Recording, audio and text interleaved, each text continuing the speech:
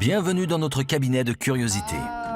Les cercueils, c'est ce qui me branche vraiment. Dustin, tu es là-haut? Ça t'empêche d'exercer une résistance en utilisant ta propre force contre toi. Bonne idée! Il pourrait s'agir de jumeaux qui n'ont pas été séparés correctement, mais il faut savoir qu'il y a beaucoup de faux.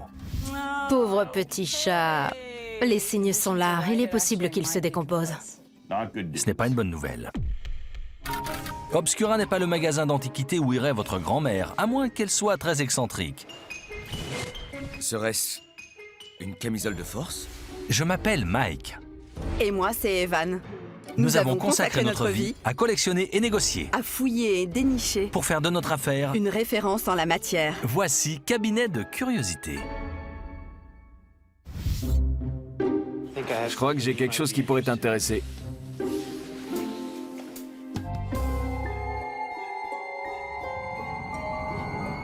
La vache!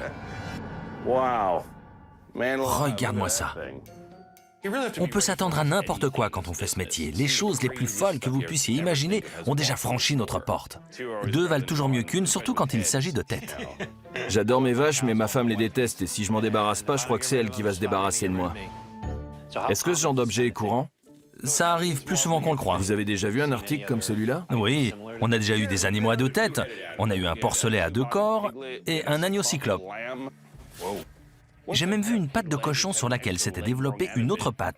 Le tout dans un bocal et à côté, une photo du cochon lorsqu'il était en vie. C'était une très belle pièce. Je crois que les agriculteurs n'aiment pas voir ce genre de choses se produire dans leur élevage. Non, pas vraiment. Parfois, c'est génétique. C'est parfois un problème dans leurs gènes ou chromosomes qui cause ces anomalies. Et il pourrait s'agir de jumeaux qui ne se sont pas séparés correctement.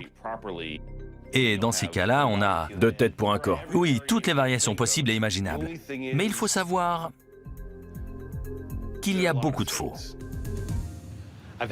J'ai eu cette vache à mon mur pendant des années. J'ai dit à tout le monde qu'elle était vraie. Si je découvre que c'est un faux, ça va vraiment me mettre en rogne. On constate une couture visible au niveau du cou. Elle est assez grosse, on voit un œil artificiel. Quelques particularités de cette tête pourraient être un signe. Les taxidermistes font ça. Ça peut être un canular ou juste un essai pour l'entraînement. La bonne nouvelle, c'est que je crois que c'est un vrai. Si on jette un œil de ce côté, on peut voir la continuité sur la peau bizarre des deux têtes jointes. Il n'y a aucune couture à cet endroit. C'est une très belle pièce. Combien vous espérez en obtenir? Je sais pas, je crois que je serais content si j'en tirais 500 $. Il y a tellement de collectionneurs d'animaux empaillés, vous seriez surpris de voir combien les gens payent pour ça. Même dans cet état, je pourrais facilement en tirer 4 ou 500 $. Si je l'achète à un bon prix, je peux faire un bon bénéfice dessus. Je peux vous en donner 300 $. Ça me paraît honnête. Marché conclu? Marché conclu. C'est par là. J'en ai tiré un peu moins que ce que j'avais espéré, mais les 300 $ que j'emporte avec moi valent bien mieux que la migraine qui m'attendait si je l'avais pas vendu.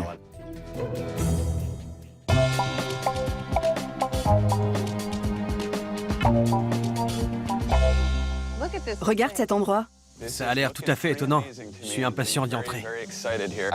Je travaille pour Mark et Evan depuis quelque temps maintenant. Je les ai rencontrés alors que je venais souvent dans leur magasin. On avait les mêmes goûts. J'étais destiné à travailler pour eux.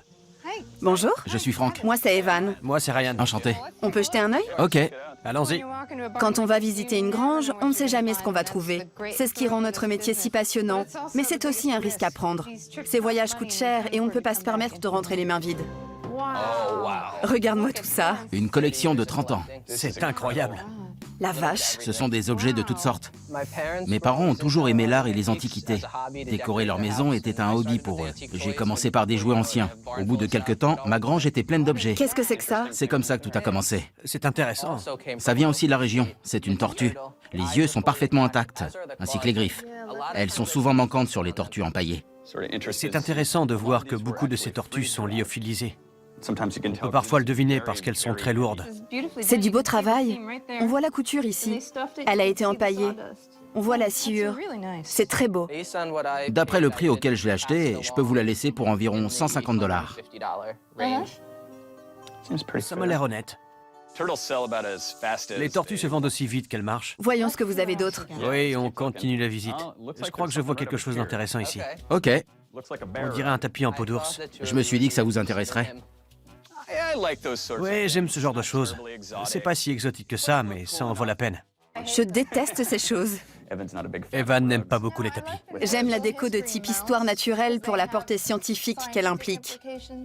Ok. Je trouve que les tapis en fourrure sont un peu un manque de respect. Ça, c'est beau. C'est une belle table. J'aime beaucoup. Qu'est-ce qu'il y a d'autre? Cet article provient de la propriété d'un docteur, et cette main est celle qu'il utilisait pour les démonstrations qu'il faisait à ses patients sur son bureau. C'est beau.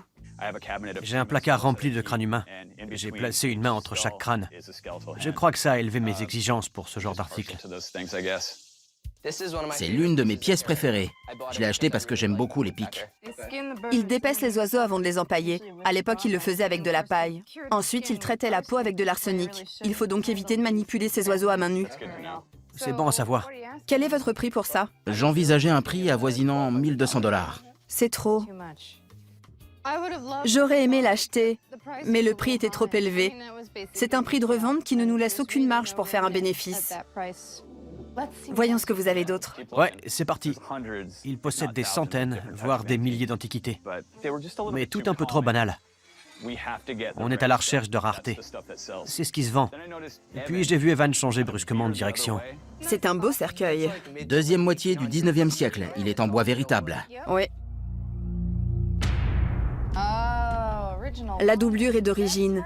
C'est difficile à trouver, elle est généralement trop usée. Qu'est-ce que vous savez de cette pièce? Tout ce que je sais, c'est que la demeure d'où il provient était, j'en suis pas sûr, mais le propriétaire possédait peut-être des pompes funèbres. Je ne sais pas pourquoi il avait ce cercueil, mais j'ai voulu l'acheter. J'ai toujours adoré ces choses. Quand j'étais enfant, en Allemagne et en Italie, j'aimais descendre dans les cryptes et on ne pouvait plus me faire remonter. J'étais obsédée par ces choses. Combien espérez-vous le vendre? J'aimerais en tirer 300 ou 400 $. C'est un bon prix. Je suis très intéressée. C'est d'accord. Ok. Les cercueils, c'est ce qui me branche vraiment. Il finira peut-être dans la boutique ou peut-être chez moi. Dans un cas comme dans l'autre, on ne rentre pas les mains vides. C'est une visite qui a payé.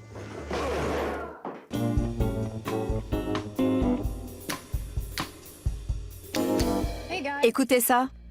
Dustin vient de nous écrire. Il a un chat momifié à nous proposer. Dustin de Brooklyn? Oui, il dit qu'il a un chat momifié.